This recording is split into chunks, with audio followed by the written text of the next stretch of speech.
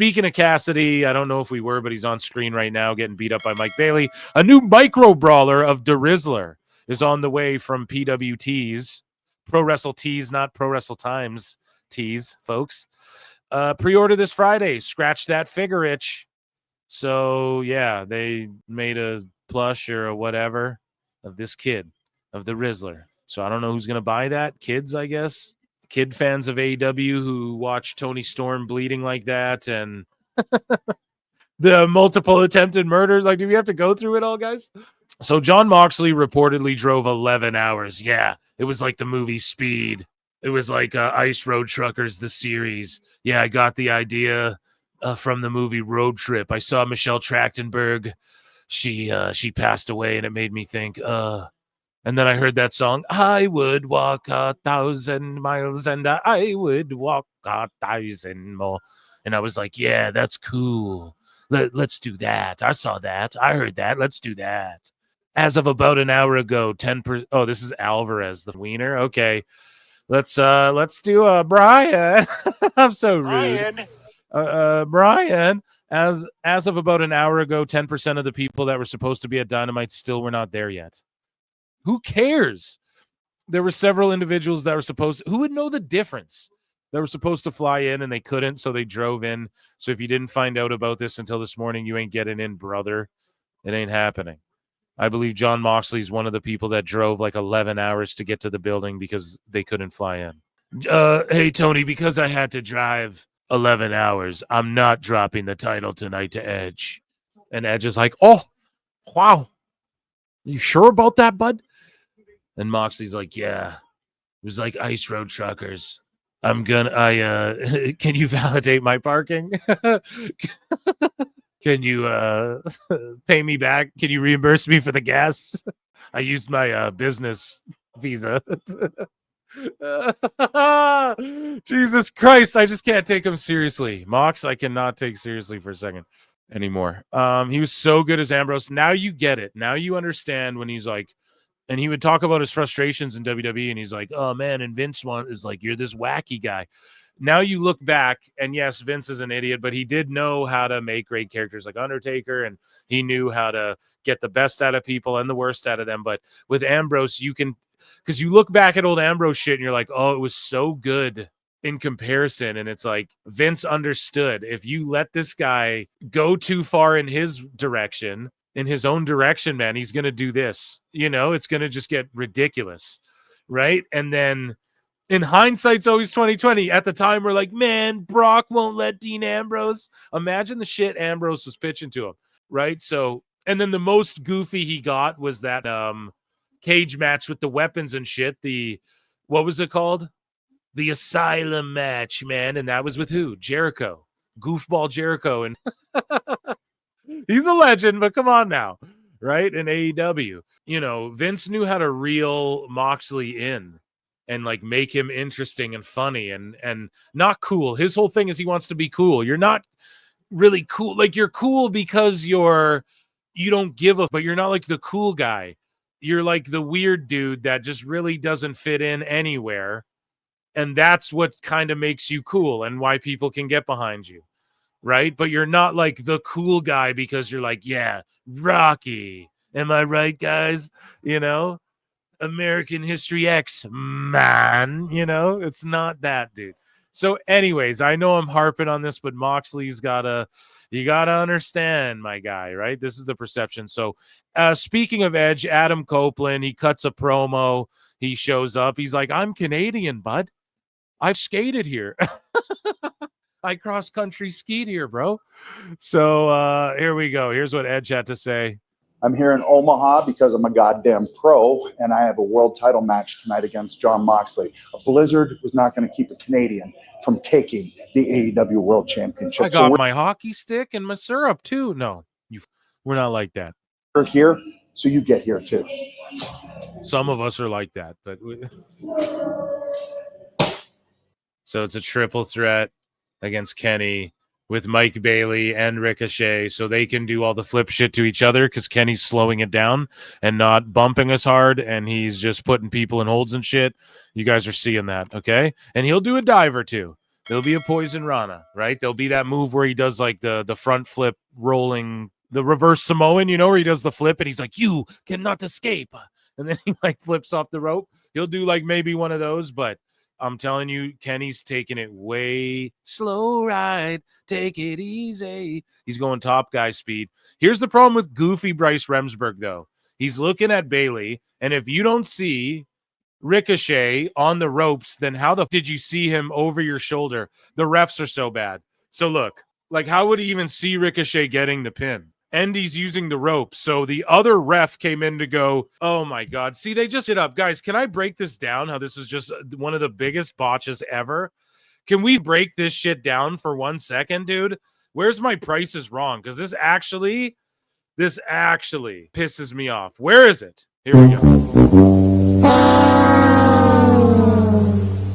So what happened was Remsburg doesn't see the feet on the rope, but he somehow sees Ricochet. Okay, I'll give them that. Maybe he somehow, even though he's counting the pin for Bailey.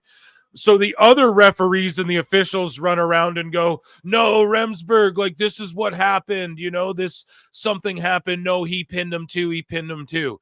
But wouldn't those officials be like, dude, he pinned him too, but his feet were on the ropes. So that pin doesn't count. And in fact, the only pin that was legal was Mike Bailey's. But no, because they don't. It's like people who don't watch sports or something. Like nobody's just quality control going, wait, that logically, do you not get why that doesn't make sense?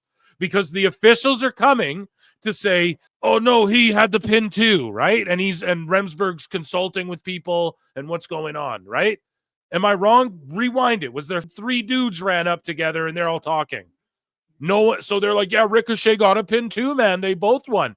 No, someone's in there going, the Ricochet pin, his feet were on the ropes, so that pin doesn't count. However, Mike Bailey had a legal pin. Therefore, Mike Bailey's the winner. And then it still implies that Ricochet helped Bailey get the pin. And then you kind of keep people strong that way too. Instead, now everyone's buried and look dumb, and they have to go and retcon this somehow. They got to do a Being the Elite where they retcon this shit or something. How are they going to do that? Like, this is so bad all the time. They can't ever get it right, bro. That's the problem. That's the problem. Am I wrong, chat? If I'm off on that, tell me. Tell your boy Phil, am I off on that? Tell me, and I'll cop to it. But no, I think I'm spot on. If they're consulting, like, imagine this is the NHL. Oh, did the puck cross the line, bud?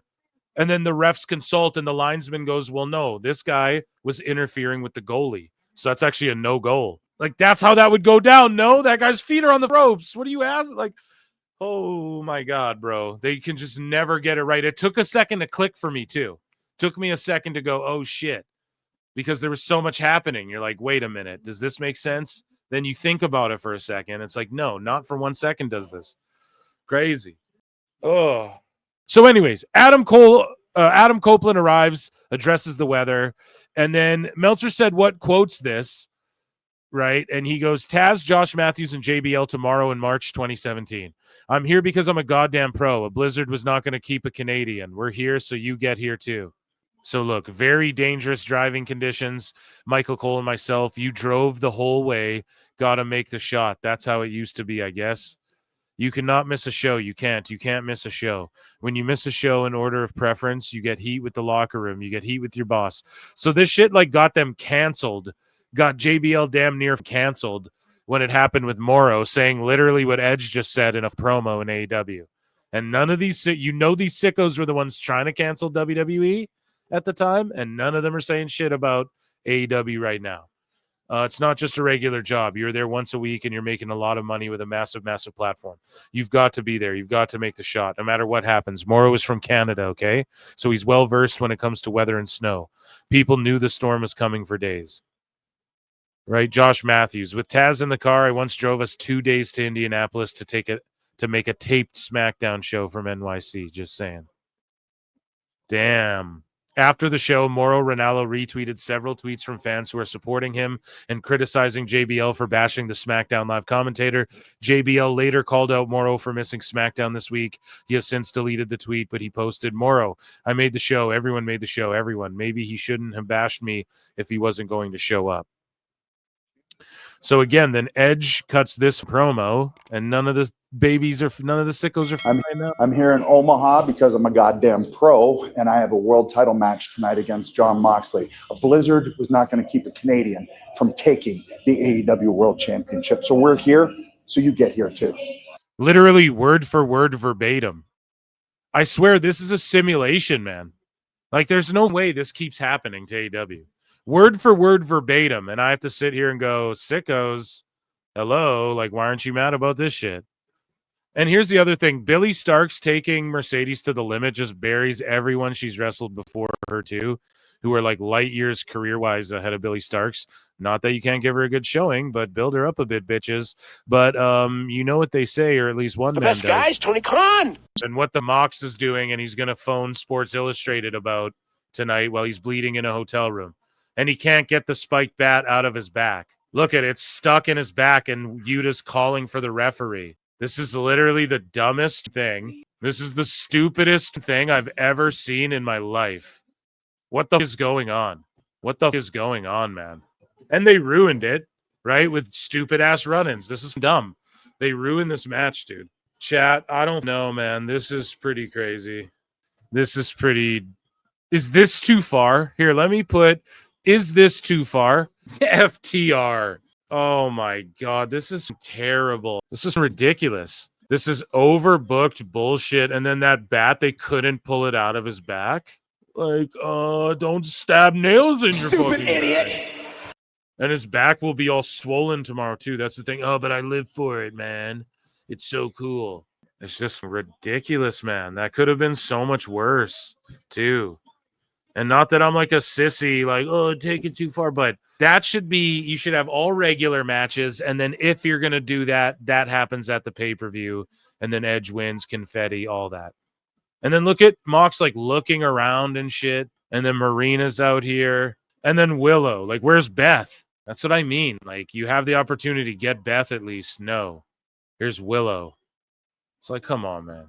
And, like, I get it. Willow's really over. I do love her a lot, but it's just... And then Shivani's, God, I love AEW wrestling.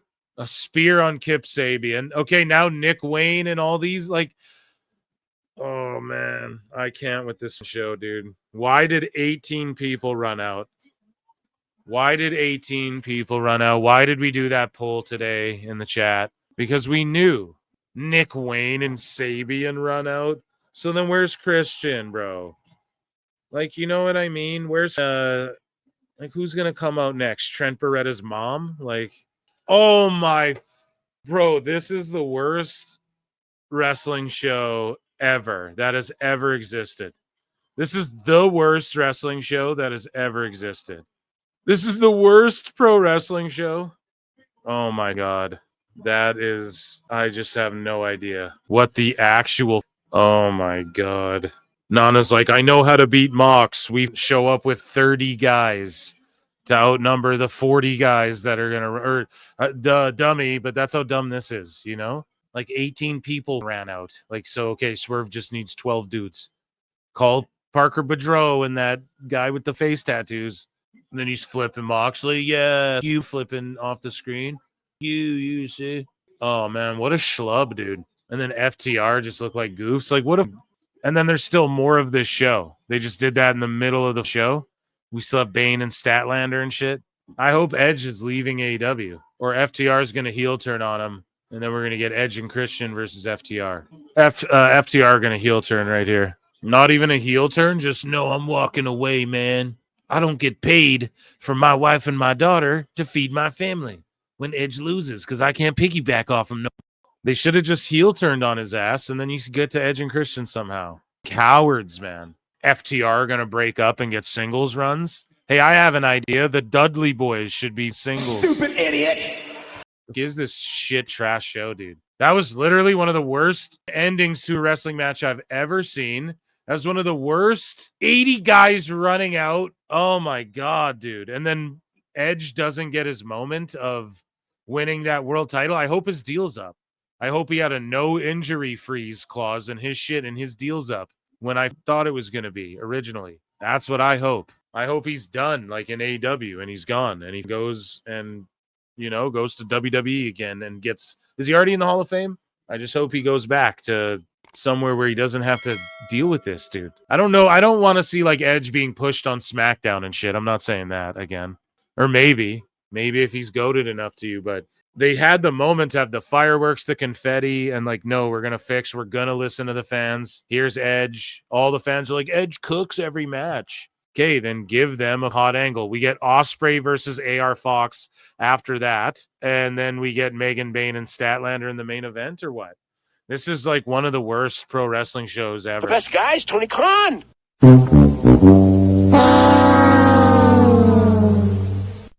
Exactly, no pop.